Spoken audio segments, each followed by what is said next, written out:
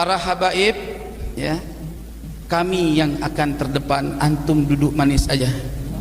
Di situ juga disebutkan nama Ahmad bin Isa, dan tidak disebutkan Ahmad bin Isa ini punya anak namanya Ubaid, punya cucu namanya Alwi. Tidak ada. Mereka tidak disebut keturunan Nabi pada 614 Hijriah. Assalamualaikum warahmatullahi wabarakatuh. Teman-teman, kita bertemu kembali di channel Cahaya Hidayah.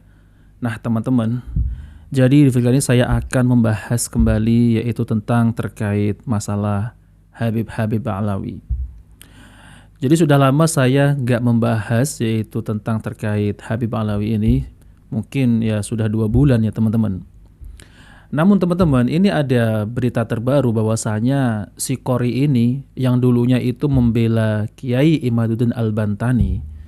Nah sekarang ini beralih yaitu membela Habib Ba'alawi. Nah sudah kelihatan ya teman-teman, jadi orang ini adalah bunglon. Nah teman-teman, ini harus dipertegas ya.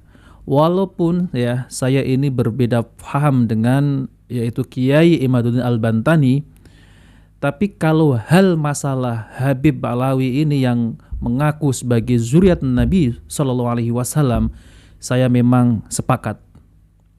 Karena teman-teman ya, karena kebanyakan ya orang-orang yang mengaku Habib ini yaitu keturunan Nabi, zuriat Nabi, rata-rata itu bohong. Apalagi dengan tesis-tesisnya Kiai Imaduddin Al-Bantani ini ya, bahwasanya Habib dari klan Ba'alawi ini tidak memiliki bukti yaitu secara ilmiah, secara kitab nasab, filolog, sejarah, dan tes DNA. Jadi seumpama ya, misal seperti ini teman-teman, saya memiliki emas, ya, ini emas asli, mana buktinya, mana surat-suratnya. Ya kalau hanya sekedar mengaku-ngaku, ini emas, saya punya emas, semua orang juga bisa ya teman-teman. Tapi harus ada bukti, yaitu apa? Mana surat-suratnya? Saya cucu Nabi, mana buktinya? Kalau ente itu cucu Nabi, ini gitu. Nah setelah dicek-cek, ternyata nasabnya itu terputus. Nah kurang lebih seperti itu ya teman-teman. Nah ini yang saya akan bahas ya teman-teman. Si Qori ini ternyata ya berpaling. Nah, sekarang ini membela yaitu Habib Ba'alawi. Padahal si Qori ini sudah tahu kalau Habib Ba'alawi ini bukan zuriat Nabi Shallallahu Alaihi Wasallam. Ya inilah yang dikatakan yaitu bunglon ya teman-teman. Nah oke teman-teman, kita langsung saja mari kita simak videonya. Jangan biarkan fitnah ini, maka saya katakan para habaib, ya, kami yang akan terdepan, antum duduk manis aja. Para habaib ya ini sudah jelas ya teman-teman ya, mukibin sejati ini. Para habaib, antum duduk manis biar saya yang membela gitu ya, yang menentang yaitu tesisnya Kiai Imaduddin Al-Bantani. Tapi ketika Kiai Imaduddin Al-Bantani mengajak debat oleh siapa ini, si Qori ini gak berani teman-teman ya. Hanya itu aja ya teman-teman. Biar kami dengan ilmu yang akan melawan mereka. Saya sebagaimana dulu ketika saya membela tesis Imad, saya rela mati. Kenapa saya sekarang mau membela kebenaran Ba'alawi, saya nggak rela mati? Bodoh saya. Allah ala Nabi Muhammad. Maka oleh sebab itu akhina fillah yang dirahmati oleh Allah, la takhaf la tahzan innallaha ma'ana. Ana sudah banyak yang ngancam sampai mau culik, mau bunuh. Tapi paling pantang mati saya takut. Mati tanam. Itu prinsip. Nah teman-teman yang dimuliakan oleh Allah Subhanahu Wa Taala, jadi itulah ya pengakuan dari si Qori yang mengatakan bahwasanya dia rela ya untuk Habib ya, rela mati gitu teman-teman. Padahal ya teman-teman ya, yang dibela itu belum tentu yaitu keturunan Rasulullah SAW. Banyak ya Allah, ini orang nggak sadar-sadar ya teman-teman ya. Banyak yaitu video-video dari Habib Fulan. Kalau berceramah isinya apa? Isinya dongeng, khurafat.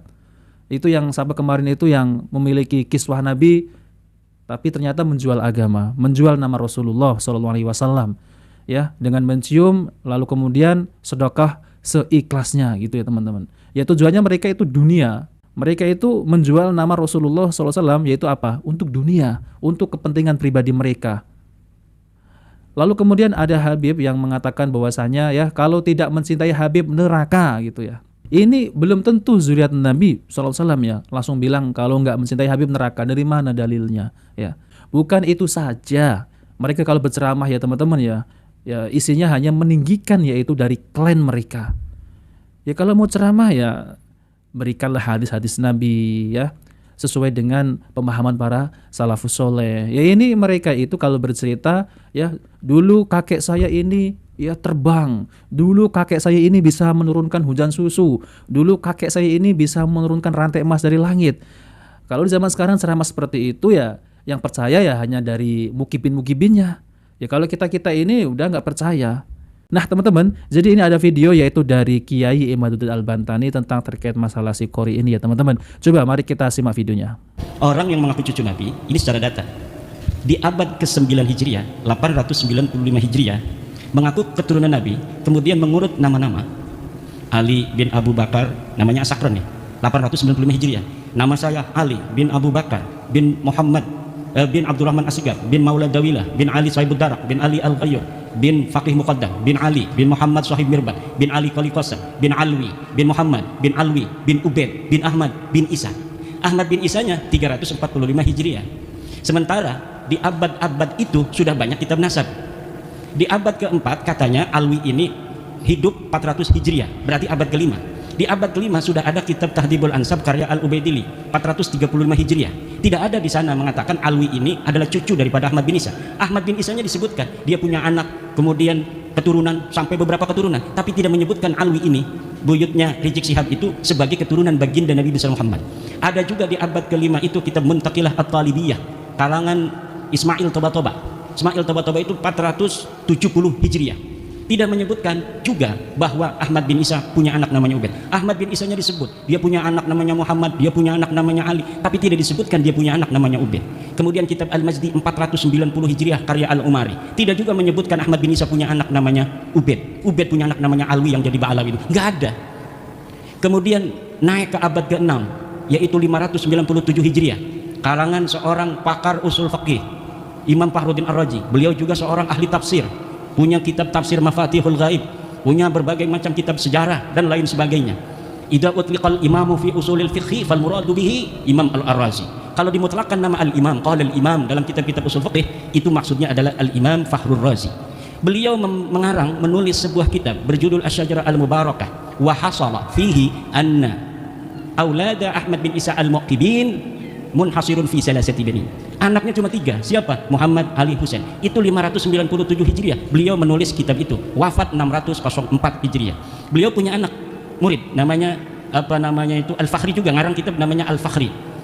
Al-Marwazi nama murid beliau. Itu 614 Hijriah.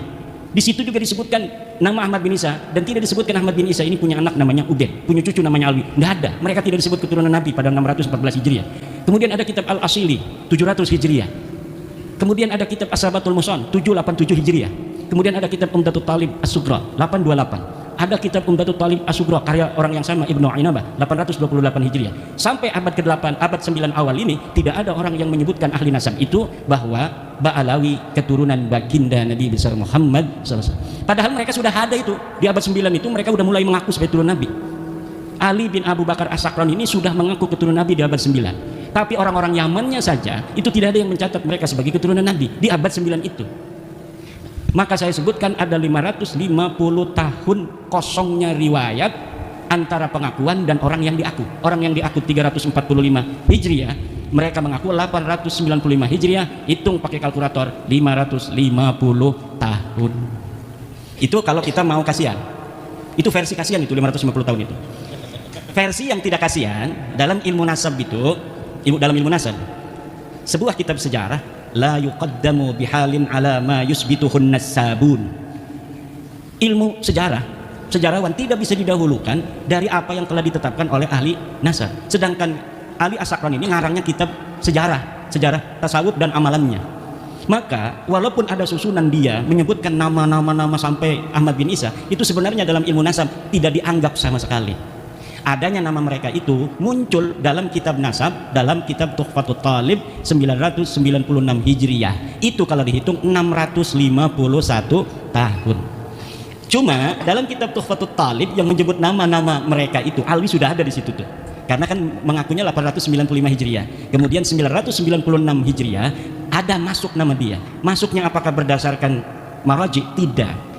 Orang yang mengarang kitab itu Tuhfatut Talib namanya As-Samarqandi mengatakan, saya melihat fi ba'dit ta'aliq dalam sebagian kertas-kertas ta'liq. Jadi bukan berdasarkan maraji dari kitab-kitab, tetapi berdasarkan apa yang dia temukan dari kertas yang ada di pinggir jalan. Dia nemuin aja, wah ada nih bin, masukin aja supaya kitab saya agak banyak lah. Itu hanya begitu saja. Di dalam ilmu nasab, ida urifal wadi'u intafal istidlal. Apabila ditemukan dan diketahui pemalsunya, maka istidlal itu hilang. Nah, kitab Tuhfatul Talib ini tidak bisa untuk dijadikan referensi. Kenapa? Walaupun dia kitab nasab, tetapi penulisnya sudah iktiraf bahwa dia mendapatkannya bukan berdasarkan maraji dari kitab-kitab sebelumnya. Sedangkan di dalam kitab nasab itu bisa diisbat hanya oleh kitab-kitab nasab. Jadi kitab-kitab nasab yang ada di sejak masa 199 Hijriah, Abnaul Imam fi Misr Wasal, itu Abnaul Imam kitab aslinya yang kemudian pada abad kelima dipalsukan, katanya ini karya Yahya bin Ismail Toba-Toba, padahal itu karya Ibrahim Toba-Toba yang wafat 199 Hijriah. Itu sudah ada kitab nasab, 199 Hijriah sudah ada kitab nasab, ditulis semua keturunan Imam Hasan dan Imam Husain. Nggak bisa orang masuk sembarangan. Kemudian ada kitab Nasabu Quraisy, ada kitab Nasab Bani Quraisy, ada kitab As-Sam'ani tentang nasab, ada kitab Silsilatil Alawiyah 340 Hijriah karya Abu Nasr Al-Bukhari. Tapi di situ bukan masa di mana Ahmad bin Isa hidup. Jadi kita nggak pakai sebagai dalil. Yang kita pakai dalil mulai daripada kitab nasab yang bisa diakses paling tua, yaitu Tahdzibul Ansab karya Al-Ubaidili 435 Hijriah. Jadi kitab-kitab nasab itu sudah menafikan mereka sebagai turun Nabi. Ini kata Hanif Alatas, kalau tidak ada yang menyebut, itu bukan berarti dia tidak ada.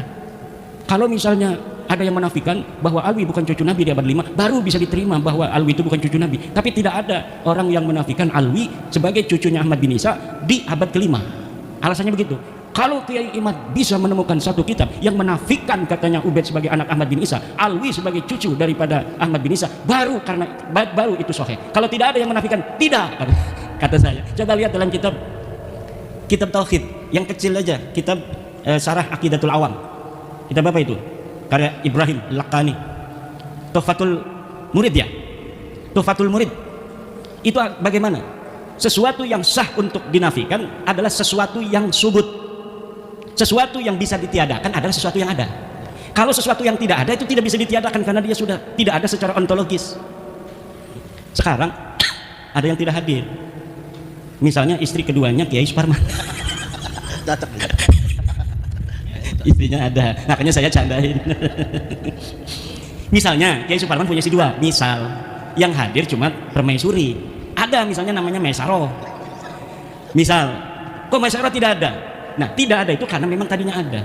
Tapi kalau memang sesuatu itu tidak ada, maka bagaimana sesuatu yang tidak ada kemudian kita nafikan? Nah, teman-teman yang dimuliakan oleh Allah Subhanahu wa taala, jadi itulah ya penjelasan dari Kiai Imaduddin Al-Bantani. Sesuatu yang tidak ada, kenapa harus diada-adakan, ya? Jadi mereka itu bukan zuriat Nabi SAW. Kenapa harus mengaku-ngaku sebagai zuriat Nabi SAW? Tentunya kan ini konyol ya teman-teman ya. Bagaimana ya kita sebagai kaum muslimin ini diberi akal ya teman-teman. Lalu kemudian ada seorang yang datang mengaku Habib, saya cucu Nabi. Mana buktinya? Ya, harus ada buktinya. Banyak kejadian-kejadian yang mengaku yaitu sebagai cucu Nabi, tapi apa teman-teman? Yaitu malah meminta ini dan itu teman-teman. Jadi ya mereka itu memanfaatkan dengan mengatasnamakan cucu Nabi. Ya ini kan merugikan ya teman-teman.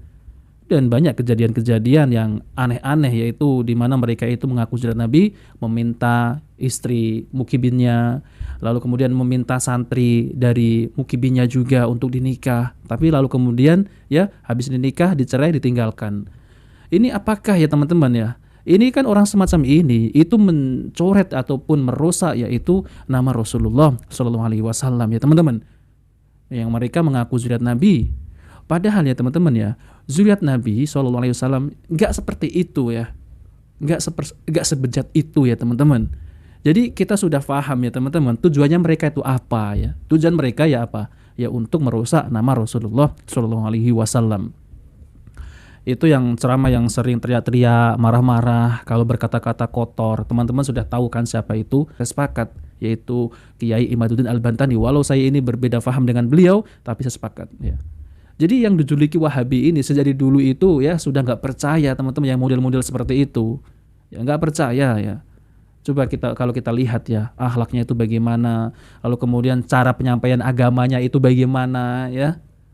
sangat jauh sekali dengan Al-Quran dan hadis Nabi SAW. Nah oke teman-teman, jadi itu saja yang ingin sampaikan. Jika video ini bermanfaat, jangan lupa like dan subscribe di channel Cahaya Hidayah. Wabillahi taufiq wal hidayah. Wassalamualaikum warahmatullahi wabarakatuh.